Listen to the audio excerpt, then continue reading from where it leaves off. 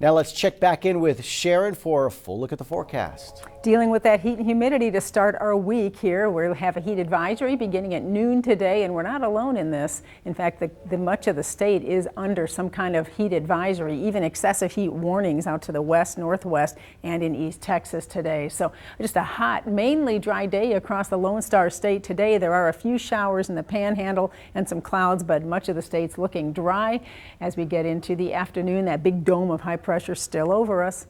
As far as right now, the temperatures aren't too bad out there. We are at 77 at Robstown to 78 Corpus Christi, upper 70s coast side, and those of course are going to rise fast today with mostly sunny skies this afternoon. We're looking at temperatures by 2 o'clock in Corpus Christi at 96. Feeling like 110 when you factor in the humidity.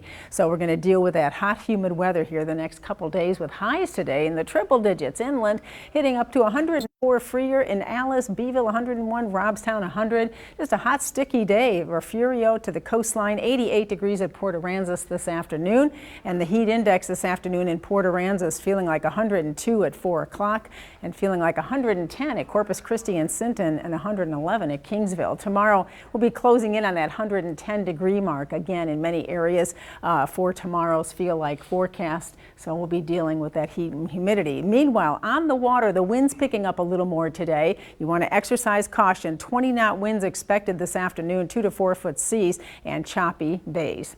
Well, all is quiet right now in the tropics. Remember last week we were tracking Faye, Tropical Storm Faye in the northeast. That's gone now, and all we're looking at right now is just quiet conditions expected in the tropics the next 5 days. So that's good. Nothing to cause any issues with tropical development.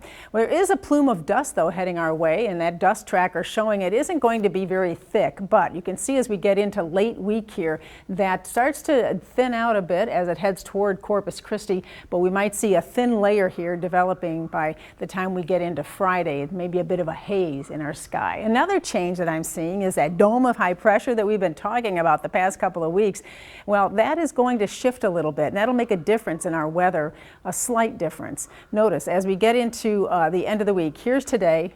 And as I put this into motion, forecast models are indicating that high is going to pull more to the north.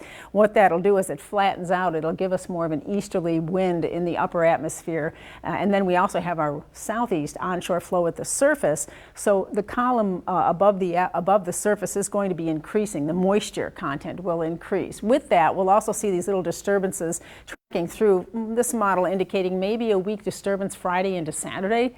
Perhaps that'll kick off a couple of showers. Most of them will stay over the Gulf, but I do think coastal areas might get a stray or isolated shower late this week. Certainly nothing that meaningful in the forecast yet, though. A lot of sunshine in the forecast and a lot of heat. But the good news, take a look at the temperatures. They come down from 97 today in Corpus Christi. By the time we get into the end of the week, we're back into those lower 90s, a little more like we should be this time of year.